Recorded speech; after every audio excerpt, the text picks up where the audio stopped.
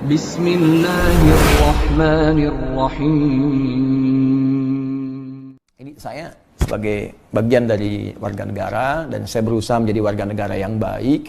Saya mencintai negara saya, bangsa saya, dan kami berkontribusi.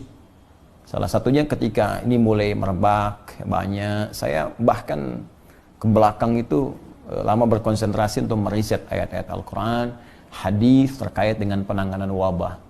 Sampai saya buat diagram juga, saya kontak beberapa ilmuwan juga, teman-teman dari dokter, dari macam-macam, bahkan ini seperti diagram ini ya, tapi saya belum bisa publish ya, tapi sebagian sudah saya sampaikan ke beberapa perwakilan pemerintahan juga untuk kita share, mungkin bisa kita tangani dengan baik.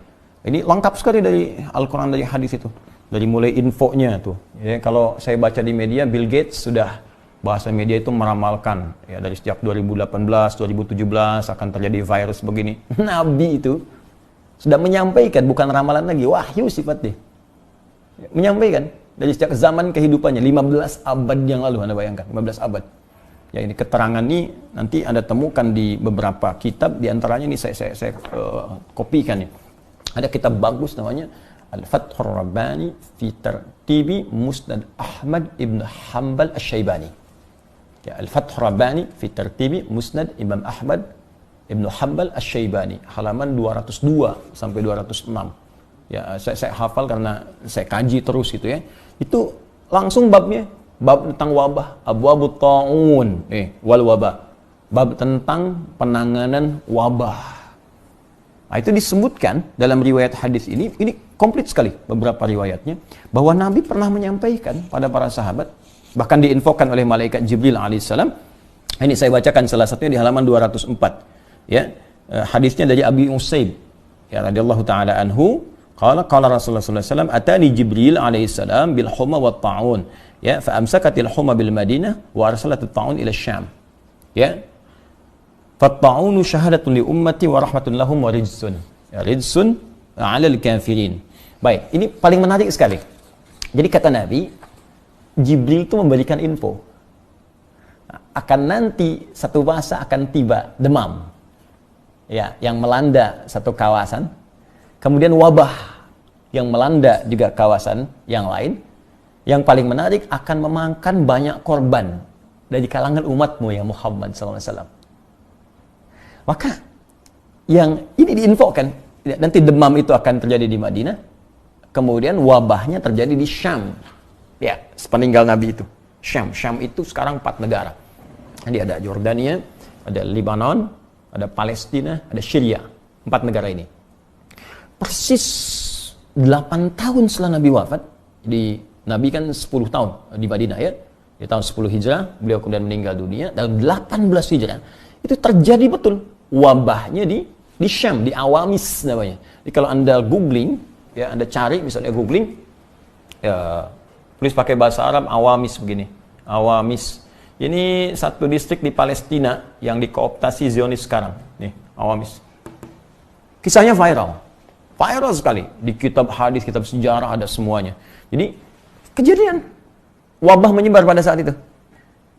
Nah, saat menyebar ini, maka para sahabat berkoordinasi semua. Ini zamannya Umar bin Khattab radhiyallahu taala anhu. Ini zamannya Umar bin Khattab. Jadi Umar itu rapat dengan sahabat Abdurrahman bin Auf, ya, Ubaidah al-Jarrah, ada Mu'adz bin Jabal, minta pendapat semuanya.